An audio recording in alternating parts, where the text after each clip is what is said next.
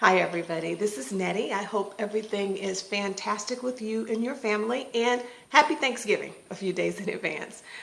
We're at the beginning of the last week of November, and this week is always really busy because it brings my birthday, Thanksgiving, and then Bayou Classic. So there's a whole lot of celebrating going on in the Johnson's household, and a lot of this celebration involves food. So a couple of years ago, I really got to thinking about how can I enjoy this week and make the most of it without feeling like I've thrown a wrench into my my health and wellness focus, or the things, or just letting go the priorities and things that are important to me. How can I enjoy it and stay true to what my priorities are when it comes to stewarding my body? Well, I've come up with just a couple of things, actually only 3 steps that when I do them work really, really well. So I'm making this video, to be honest, for 2 purposes. One, to remind myself and to give me some accountability to put them in place, but also to share them hopefully with others who may have challenges, and I do pray that they'll be beneficial to you. The first step that I do to keep the holiday season enjoyable, festive, but healthful is I actually start a few days before the holiday, Thanksgiving holiday hits, by getting my mind right. I don't know about you, but I find that when my mind is right and tight, my butt follows. If I let my mind get all loosey-goosey, it's just not pretty. My actions and behaviors kind of just go to pot, and it's much more difficult to get back into the groove of doing what I need to do on a regular basis. So what I started doing was just really thinking about, what is the Thanksgiving holiday about? What does it really mean? Yes, it is a time of tradition. It is a time that we spend with family. And yes, it does involve some good food. And I mean, we like to say it's food that we only eat once a year, but in our household, we're gonna eat these same things again in a couple of weeks for Christmas. But certainly there are things that we don't eat every single month. So I'm gonna call them special foods. How can I enjoy this but still be true to the other part of the holiday, which is that it's also about being thankful? And when I stop and think and really, recollect on all of the wonderful blessings that God has bestowed upon me, certainly health is one of them. Certainly this concept of stewardship, certainly the ability to be here and to be well and to care for my family and to be a good example for my family, all of these things are part of that as well.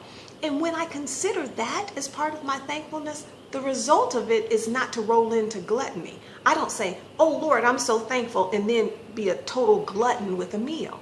That just doesn't follow, and it doesn't kind of fit for me.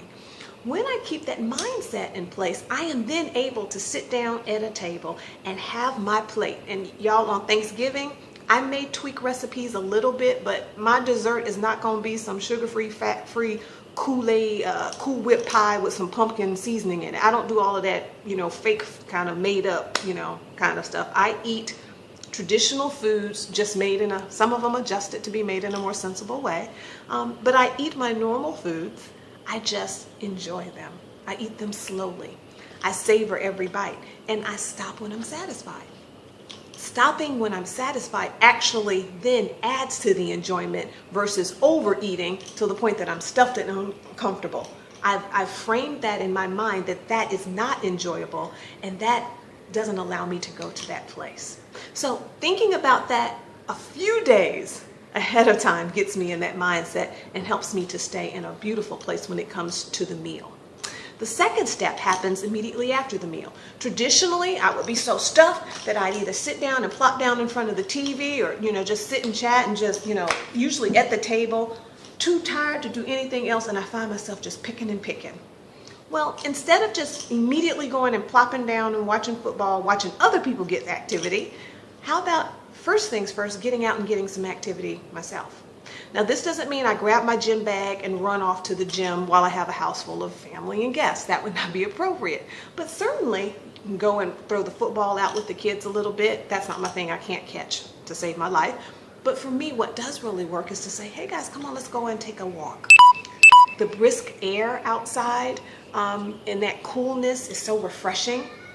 The activity at that level really just kind of helps the food digest, and more importantly, it also gets me away from the table, so I'm not doing that picking and going back for thirds and fifths and sevenths.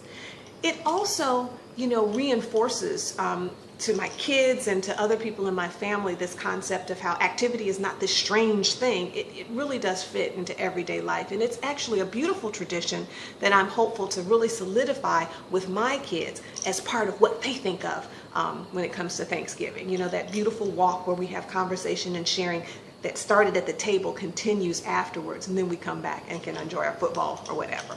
Okay, so that's the second one. The third one has to do with after Thanksgiving. What I just have to remind myself is that it is a holiday, not a holiday week, not a holiday month, not a holiday season. In the past, I would allow my eating to get a little bit out of control, introducing a lot of salts and fats and sugars and sweets and things like that back into my diet in a volume that was not normal, and my taste would actually revert to craving that again, and then I'd find that it would just roll through Christmas, through New Year's, then through Mardi Gras. I'd be 3 months trying to recover from what started off with a holiday. Remembering that it is a day and making that a special day, that one day, that month that I'm going to allow myself, and I'll have that one day again at Christmas, but allowing it to be that special by stopping it and not repeating those same foods the next day and the next day and the next day really does help me to get back in line and to keep it in appropriate perspective in my eating and in my lifestyle. So that's it. Those are the 3 things that really do help me to keep it in line. I'm going to focus on them this holiday. If they might be helpful for you, give them a try. Really do. I hope that they will be a blessing for you. And if you have any other tips, please do share so that we can all help one another. Have an absolutely wonderful, blessed, thankful Thanksgiving holiday. And I hope to see and share with you again soon. Take care. Bye-bye.